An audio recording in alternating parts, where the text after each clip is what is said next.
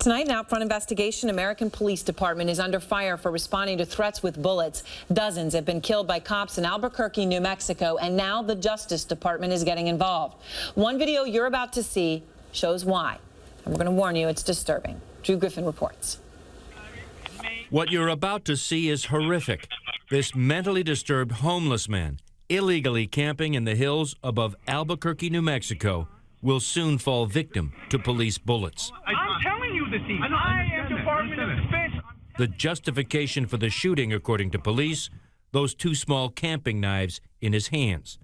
After hours of negotiations and surrounded by heavily armed officers, James Boyd agrees to leave.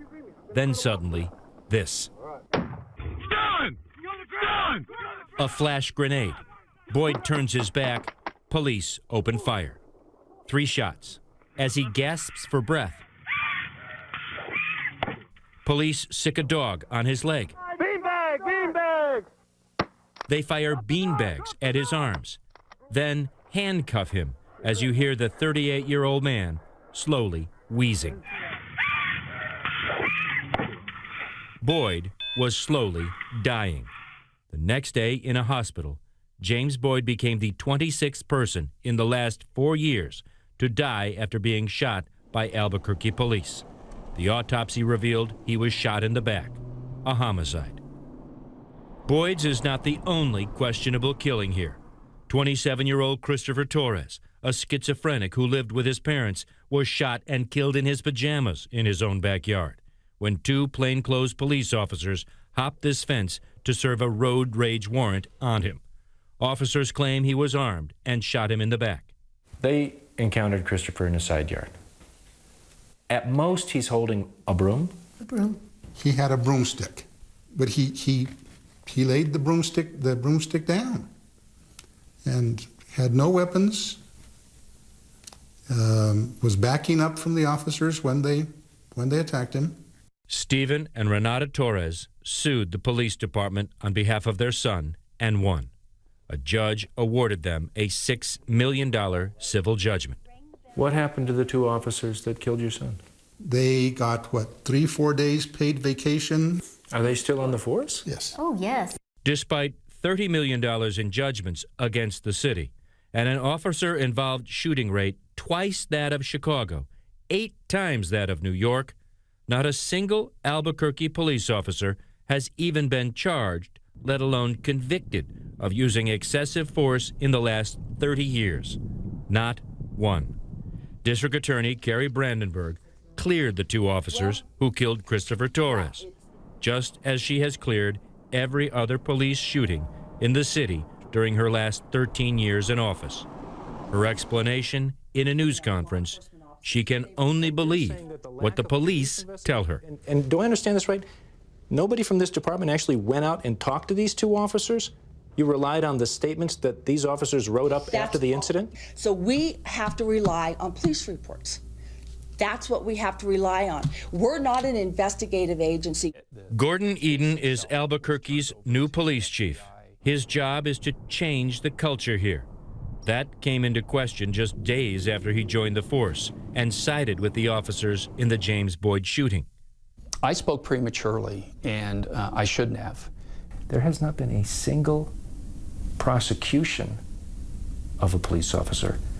And from what I understand, there might not have been any discipline doled out to a police officer.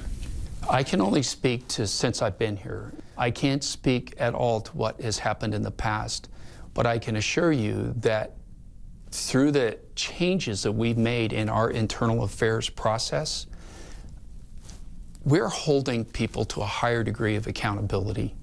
The truth is, Chief Eden and the Albuquerque police have no choice. The U.S. Department of Justice is negotiating the final terms of a consent decree that will place the Albuquerque Police Department under federal supervision. So, Drew, you know, that video, just here in the studio watching that, everybody's jaws were dropping. I mean, it was horrific. It appears to be so cold-blooded. They negotiated for hours. Then he turns his back and they start shooting. He's clearly mentally ill. The dog being sicked on his leg. I mean, it's horrible. You hear him dying. Is there any explanation that we could be missing for why all these police would have done that? You know, in our interview with the police chief, I asked him specifically, Aaron, tell me, what am I missing here? What am I not seeing? He didn't offer anything other than to say, wait for the investigation to be completed. There are actually 2 investigations, Aaron, one by his department, which, quite frankly, many people in Albuquerque simply do not trust. The other, though, is the FBI, which in a statement would only say it wants to assure a thorough and fair investigation.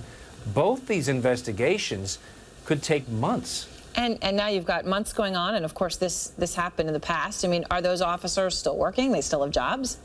The 3 main officers were involved in that video portion. There were dozens of other officers there. Right. But of these 3, 2 of them are back on the force. They are on desk duty. A 3rd officer remains on leave. We believe they're all still getting paid. And so what would happen, Drew, if there's a federal takeover? What does that mean? That means an actual person from the Department of Justice will basically go in, set up shop inside the police department, presumably next to the police chief, and oversee, monitor the entire department and make sure that whatever kind of regulations that Justice came up with, that the Albuquerque police are following to a T. All right.